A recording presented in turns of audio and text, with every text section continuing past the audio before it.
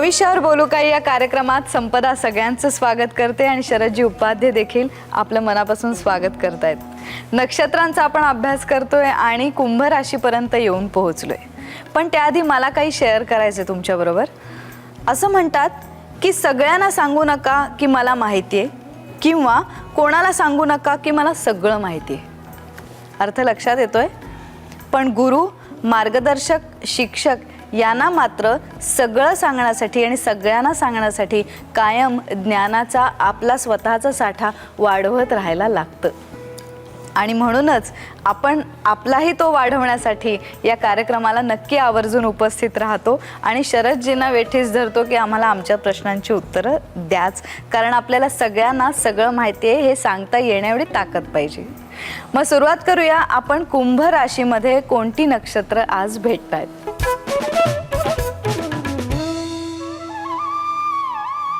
शरदजी, धनिष्ठा जे मकर मध्ये नक्षत्र होतं ते कुंभेत जाते आणि अगदी टू द पॉइंट तुम्हाला आवडतं म्हणून सांगते की 3:20 इथे त्याचा तिसरा चरण येतो, बरोबर, आणि 6:40 कलाला त्याचा चौथा चरण येतो। म्हणजे 2 चरण आहेत मकरेमध्ये आणि 2 चरण आहेत कुंभेमध्ये।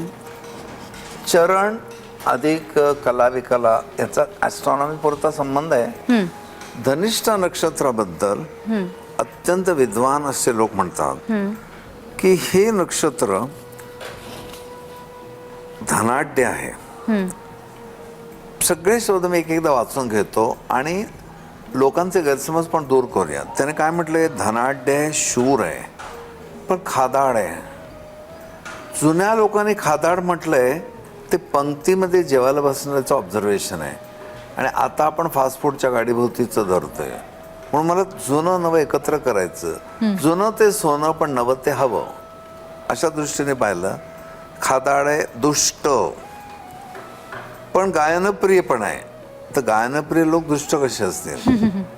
साहसी, हिंसक, निर्लज्ज, चंचल, धर्मावर प्रेम करणारा, काय काय अशी वेगवेगळी परस्पर विरोधी येतात। इकडे तिकडे इकडे तिकडे। त्याला एक कारण आहे कुंभ राशी मधली परिपक्वता।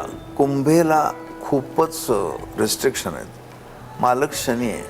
तसं आहे धनिष्ठाला मकरेत थोडं स्वातंत्र्य होतं, कुंभेत आल्याबरोबर त्याची आई घुसमट होणार, यासाठी कदाचित हे शब्द आणि आले असतील। आणि खादाडपणा हा जो भाग आहे ना, तो त्या अर्थाने घ्यायचा नाही, पण फ्रस्ट्रेटेड माणूस नेहमी जास्त खातो। अल्सर कोणाला होतो हे डॉक्टर लोक जेव्हा शोधून काढतात तर ते म्हणतात की खूप वैफल्य आलेला मनुष्य खात राहतो आणि त्याला कित्येक वेळेला हे पोटाचे प्रॉब्लेम होतात। आणि कुंभ ही पोटामधल्या गॅसची रशी आहे, ही वायुरशी आहे, ही पडते पोटऱ्यावर, म्हणून गॅस्ट्रिक ट्रबल असणार नेहमी पाय दाबून घेतात पाचशे। तर कुंभ राशी वायुरशी आहे। वायूचं उगम कुठे होतं आपल्याला माहिती आहे, कसं आपण खातो आणि मग ते सगळं गॅस ॲक्युमुलेट होतात, तर तिथून हा सगळा फ्रस्ट्रेशनचा वगैरे भाग आला असला पाहिजे। पण त्यांनी एक असं दिलं आहे की दुःख भोगते ती राशी, हे दुःख हे नक्षत्र, कारण दुःख भोगल्याशिवाय तुम्हाला लोखंडाचे चणे खाल्ल्याशिवाय ब्रह्मपदी नाचता येत नाही, तो पण त्याच्यात अर्थ असला पाहिजे। इथे सरळ मी सांगेन, धनिष्ठा नक्षत्राचा वर किंवा वधू सांगून आली तर ती मुलगी वृषभेची असता कामा नये। कृत्तिका असो, रोहिणी असो, मृग असो, धनिष्ठाला ही सुरुवात झेपत नाही कुंभेची, म्हणून त्यांच्यामध्ये काही मानसिक थोड्या काळापुरतं खादाडपणा, एकदम हे पचत नाही ज्ञान वगैरे, असं एवढं घडू शकतं। पण धनिष्ठाचा जोडीदार वैवाहिक जीवनाला फार आदर्श नाही। म्हणजे वृषभेच्या बॅकग्राऊंडवर कदाचित सिंहेच्या येईल, धनुच्या पण येईल तो, पण धनिष्ठा म्हटल्यानंतर एक न झेपणारं, सुरुवातीला जड वाटणारं असं एक जीवन असं त्या। पण हे एकटा नक्षत्रापुरतं झालं, त्यात बुध आला, हे सगळं बौद्धिक प्रॉब्लेम येणार, कारण धनिष्ठाचा कोणमाराच हा पहिलं फळ दिलेलं आहे त्याचं। अशा पद्धतीने कुठला ग्रह आहे तो त्याचा कोणमारा कसा होईल हे सगळं सांगा। मग कोणत्या ग्रहाने त्याचा कोणमारा नाही होणार? असं नाहीच, धनिष्ठा हे नक्षत्रच मुळामध्ये असं आहे की म्हणजे जड त्या अशा ग्रहाने एखाद्या मिळणारं फलित त्याचा तिथे कोण मारा. जड अशा एखाद्या विषयाची आपण सुरुवात केली आहे. मग मुलं अभ्यासाला बसताना का कंटाळतात? आई वडिलांची एक वाईट सवय असते, गडबड करू नको नाही तर अभ्यासाला बसवेन. अरे ती काय शिक्षा आहे का? अभ्यास हा केवढा मनोरंजक त्यांना वाटला पाहिजे. असं धनिष्ठाचं थोडं सुरुवातीला जड वाटणारा भाग आहे. धनिष्ठामध्ये अत्यंत अशुभ फळ शनी, राहू, क्वचित केतू आणि मंगळ. वाण मुलाला अभ्यासाला बसवल्यावर ते अभ्यास तर नाहीच करत, पुस्तकं फाडतं. त्यापेक्षा बुध, चंद्र वगैरे सोशिक आहेत, हळूहळू ट्रेंड होतील. आता तू जर पंचांकडून बघितलं तर धनिष्ठा, उत्तरा यांच्या 18च्या खाली गुण काय येतात? धनिष्ठा आणि उत्तरा, फाल्गुनी. उत्तरा, फाल्गुनी. याला कारण एवढं शांत, सोपं, सुंदर नक्षत्र, लाईफ एन्जॉय करू इच्छिणारं त्यांचं धनिष्ठाशी नाही जमणार. हो. आता मग काही नवऱ्यांची अपेक्षा असते की माझी बायको कशी असावी, अभ्यासिकेमध्ये एकदम दिलखोलास असावी, स्वयंपाकघरात थोडी कंजूस असावी आणि बेडरूममध्ये खूप आनंदी असावे. ते उलटसुलट होऊन जातं. बेडरूममध्ये कंजूस होते, ड्रॉइंग रूममध्ये भलतीच काहीतरी आणखी वेगळी तापट होते, दाहक, आणि स्वयंपाकघरात उधळी होते. उलट सुलट गडीत होतं. म्हणून मॅच मेकिंग नीट करायला पाहिजे. आपण आता दुसऱ्या नक्षत्राकडे जातोय जे 100 ताऱ्यांचं मिळून झालेलं आहे, शततारका नक्षत्र. आता काय त्यात नावाप्रमाणेच 100 तारे आहेत हे तर, पण या सगळ्या याच्यात खूप तारे असणारं एकमेव नक्षत्र आहे. खूप आहे म्हणजे तुला चांगलं असं वाटत असेल. म्हणजे असावं ना. पुरे एकची पुत्र माय पोटी, नामस्मरणे उद्धरी कोळे कोटी, अंजनीचे उदरी हनुमंत, गांधारीचे उदरी शतमूर्ख. त्यामुळे निश्चित कौरव ताकद होती, पण शेवट काय झाला पांडवांचा आणि यांचा. तर शततारकामध्ये 100 तारे आहेत. त्यांची जागा आणि एक तारा असलेल्यांच्या निश्चित स्पेसमध्ये फरक पडेल, व्हॉल्यूममध्ये फरक पडेल, पण गुणामध्ये शततारकाचं वर्णन इतकं पॉवरफुल आहे का बघ, जे तुला मूळमध्ये वगैरे दिसलं. हे लोक शततारकाचं वर्णन असं करतायत. मग अलीकडच्या काळात आपण येऊ. व्यसनी. तर शततारका नक्षत्रातलं व्यसन हे अभ्यासाचं व्यसन पण असू शकतं. हे खुलासे आपण या माध्यमाद्वारे करू. मी सतत ज्योतिष इतका खोल गेलो ना, त्याला मला असं लोक तुला व्यसनच लागले अभ्यास. त्या अर्थाने त्याने वापरला, पण ते व्यसन एका अर्थाने होतं. कारण एक ध्यास मी घेतला होता, या शास्त्राच्या आधारे जनमानसामध्ये काही विधायक रुजवता येते का आणि लोकांना गाईड करता येते का, आणि मुळामध्ये लोकांच्या डोक्यातली ही कल्पना काढून टाकू की आपलं आयुष्य म्हणजे काय. पास म्हणजे फिल्म गेलेली ती रेळं, आत्ता चालू आहेत काही, पुढची रेळं पण तयार आहेत, फक्त स्क्रीनवरनं जायची आहेत. ही लोकांच्या डोक्यात फार बसलं नाही. तुमचं प्रारब्ध निश्चितपणे एक भोगायला लागणार आहे, पण तुम्हाला बुद्धी दिली आहे, ते बदलवण्याची ताकद दिली आहे, उपाय दिले आहेत. म्हणजे अभ्यासाचं सुद्धा व्यसन असू शकतं, संशोधनाचं असतं, ॲस्ट्रॉलॉजीचं तर व्यसनच लागलं पाहिजे तर तुम्ही खोल जाल. वरवरचं बघून केवळ एक आपलं पैसे मिळवण्याचा उद्योग करण्यासारखं आहे. पण मी अनेक लोकांना पुन्हा एक वॉर्निंग देऊन ठेवतो, तुमचा जर मृत्यूपश्चातल्या गतीवर विश्वास असेल तर जो हे शास्त्र जाणत नसताना दुसऱ्याला सांगतो आणि मिसगाईड करतो, तो रवरव नरकात जातो. पुढे कोणी पाहिलं असं म्हणू नका. भक्तिसागरमध्ये विज्ञान सागरातला एक 7वा अध्याय दिलाय, संसार दुःख विवरण. थरथर कापतो माणूस ते वाचल्यावर. असं हे व्यसन असणं केवढा मोठा खुलासा ह्याच्या बाबतीत पण करता येईल. नंतर स्पष्ट वक्तापणा येतो. म्हणजे ह्या राशीमधल्या नक्षत्रामध्ये मस्का मारणं, खोटं बोलून आपली तोंबडी भरणं हा नाहीच आहे भाग.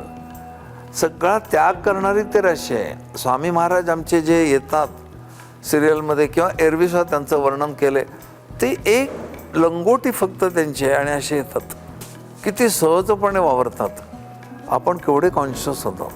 त्यांना काय नाही, कारण त्यांना ह्या गोष्टीत इंटरेस्टच नव्हतं. गजानन महाराज जेव्हा लोक म्हणतात ते नग्नावस्थेत संत गाडीत बसले, लोकांनी तक्रार केली, पण त्यांनी केवढा चमत्कार करून दाखवला. तर आम्ही देहातीत अवस्थेत आहोत. म्हणून दत्त महाराजांनी अनेक गुरु केले, त्यात एक बालक गुरु केला. बालकाला तुम्ही चटईवर ठेवा, गादीवर ठेवा, पलंगावर ठेवा, ते स्वानंदात असतं. तसं आम्ही या देहातीत अवस्थेत आहोत. हे पण शततारकाचं एक वैशिष्ट्य आहे ते. बाकी मग थोडीशी कुंभेची वर्णनं म्हणजे परिपक्वतेकडे झुकणं वगैरे हा भाग आहे. म्हणून यांचं एक बोलणंसुद्धा असं एक लिमिटेड असतं. आता मला ह्याच्यानं एक आठवलं, एका ज्योतिषाकडे एक मुलगी गेली. त्याला म्हणाले मला 2 मुलं अशी आवडतात, म्हणजे सांगूनच आली आहेत, एक बुटका आणि एक उंच आहे. तर कोण भाग्यवान आहे की ज्याला मी मिळणार आहे, मी कोणाच्या नशिबात आहे वगैरे असं. तर तो म्हणाला तुझं उंच मुलाशी लग्न होईल कारण बुटका नशीबवान आहे. ही उत्तर देऊन सजेस्टिव्ह बोलणारी माणसं शततारकावाली. असे 100 तारे एक दिलाने करामत करतात. वेगळा वेगळा तारा तो फळ देत नाही, पण 11 तारे मूळचे मिळून जो उत्पात घडवतात तसं ह्यात नाही आहे. सगळे सौम्य प्रवृत्तीचे, कदाचित त्यांचं लाईफ संपत आलेले तारे पण असतील ते, असं शततारका नक्षत्र. की या शततारकाचं तुम्ही एवढं वर्णन केलं, अभ्यासू आहे, परिपक्व आहे, समंजस आहे, साक्षात तुकाराम महाराज डोळ्यासमोर ठेवलेत. पण इथे जर शुक्र आला, त्याच्या आधी हे शांत नवऱ्यांचा कधी कधी कंटाळा येतो, ते एक उदाहरण देतो. शततारका नक्षत्रात चंद्र असलेला शततारका नक्षत्राचा अभ्यासू परिपक्व माणूस, पण बायकोला वेगळं हवं असतं ना, कंपनी वगैरे, ते नाही. तर तिने त्याला काय सांगितलं, मी पत्नीपदाचा त्याग करू इच्छिते. आता ती विनोदाने म्हणली का तिची भाषा असते. हा काही बोलला नाही. पर्यायी व्यवस्था होईपर्यंत ते पद सांभाळावे. हे उत्तर जो शांतपणे देऊ शकतो आणि पुन्हा दम भरतोय पर्याय व्यवस्था करणार आहे मी, तो शततारकावाला. त्यात जर शुक्र आला, शुक्र निस्तेज होईल. छान मुलीला एवढा मेकअप केलाय, दागिने घातले, नटवले वगैरे, आणि कुठं निघायला सांगितलं, चल जरा ते पलीकडचे ते वारलेत गृहस्थ स्मशानात चालले ना, आपण थोडं जॉईन होऊया त्यांना, किंवा व्यायामशाळेतच घेऊन गेला तिला नटून बिडून. तसं शुक्र निस्तेज होईल, शततारका मोहित होणार नाही. हा शब्द लक्षात ठेवा. शततारकातले तारे झालाय हळणाने शुक्रामुळे, नेत्रपल्लवी करण्यात आणि काय काय. आणि राहू केतू आले तर राहू केतू त्या नक्षत्राचा अभ्यासूपणाला थोडं ग्रहण लावतील. म्हणजे कसं की एवढा अभ्यासू माणूस आहे ना, तर कधी कधी त्या अभ्यासाने एक्स्ट्रॅक्ट करणं लोकांना. राहू विधायक गोष्टीला साथ देतो, आणि हे बाकीचे ग्रह कसे बुद्धी वाढवतो, शुक्र सौंदर्य वाढवतो. राहू म्हणेल अनायसे माझ्या आता तेवढं शास्त्र आलंय ना, त्याचा कसा काय उपयोग करून घेता येईल बघा. दुरुपयोगच होण्याचा संभव जास्त. मग विधायक चांगले ग्रह आले तर, बुध आला, आता इथे शुक्र आला नाही, तर म्हणजे राहू आला तर विधायक नाही होणार, विघातक होईल, डिस्ट्रक्टिव्ह होईल. पण शततारकावाले शांतच असताना एक कर्नल जस्ट कुठेतरी आउट हाऊसला झोपला होता आणि दारूपीत बसला होता, आणि ती इतकं डासांचं गाव होतं, समोरचा माणूस दिसत नाही एवढे डास. तर एकाने त्याच्या ऑर्डरलीला विचारलं, काय तुझ्या साहेबांना डास बी चावत नाही का? तर बघा, साहेब मध्यरात्रीपर्यंत पितात, त्यामुळे त्यांना शुद्ध नसते. मध्यरात्रीनंतर डास शुद्धीवर नसतात. हा असा प्रकार काही जणांच्या बाबतीत घडू शकतो. आहे व्यसंग आहे, सगळं मान्य आहे, कुठेतरी व्यसनाच्या आहारी गेलाय. मग लोक म्हणतात एवढा छान माणूस. आता लोक ज्या काय काय कथा सांगतात ना, महाराष्ट्रात एवढा प्रसिद्ध लेखक, पण इतक्या ह्याच्या आहारी गेलेला, शेवटी सिरियस झाला. तर गंगा जलाची लोकांना हे निर्माण होते, ते जरा तोंडात 4 थेंब गंगेचे टाका, हे विस्की करत होते. मग डॉक्टर म्हणाले तुम्ही 2 थेंब टाका, मग ते मोकळे होतील. हे जर खरं असेल तर विद्वत्तेचे केवढे मोठे अपमान केला नाही माणसाने. पण देवाने दिलं, भरभरून दिली, बुद्धी दिली, सगळं दिलं, पण शेवटी हा एक भाग असतोच. त्यामुळे शततारकातला राहू ग्रहण लावेल बुद्धीला, आणि हातात असलेली विद्या, देवाने दिलेली देणगीचा दुरुपयोग होऊ शकतो. बरोबर. आणि पूर्वा भाद्रपदाची बाबतीत हे लोक असं म्हणतात, त्याचं वर्णन की ही पूर्वा भाद्रपदावर म्हणजे चांगलं नक्षत्र आहे. तसं कुंभेमधलं ह्या पूर्वा भाद्रपदेमध्ये काही गोष्टी अशा आहेत की काटकसरी आहेत, संशोधक आहेत, शास्त्रज्ञ आहेत, कठोर अंतःकरणाचे आहेत. शास्त्रज्ञ कोणाला म्हणतात? जे नाही ते शोधून काढणारा, आणि जे आहे त्याच्यावर संशोधन करणारा तो व्यासंगी. मग कित्येक गोष्टी अशा शोधून काढायच्या नव्याने, हे या पूर्वाभाद्रातल्या कुंभ राशीच्या शनीचा फार खोल असं फळ आहे ते. किती मोठी त्यांना अभ्यासवृत्ती लागत असेल ना, की मला जास्त कौतुक वाटतं बायोकेमिस्टच्या बायोकेमिस्ट्री ज्याने केली आहे. किती तऱ्हेची औषधं आज ते झाडतात. आता तुला उदाहरण देतो मी, कळेल. डोळ्याचा त्रास डायबेटिकवाल्यांना जास्त होतो. कोणाला कल्पना नसेल की डोळ्यांसाठी पण व्हिटॅमिन आहे. पण आपण या ॲडव्हान्स स्टडी केलेल्या लोकांना भेटत राहावं, सगळीकडनं नॉलेज घेत राहावं. मग ते सांगतात, हो आहे ना, आम्ही हल्ली व्ही रेट म्हणून टॅबलेट देतो. V rate, vitamin for retina. आता खेड्यापाड्यातल्या लोकांना माहिती पण नसेल, शहरातल्या काही डॉक्टरांना माहिती पण नसेल. पण उत्तम अशा तुम्ही हॉस्पिटलमध्ये गेलात जिथले डॉक्टर्स दर 2-3 महिन्याने फॉरेनला जाऊन अपडेट करतात आपलं नॉलेज.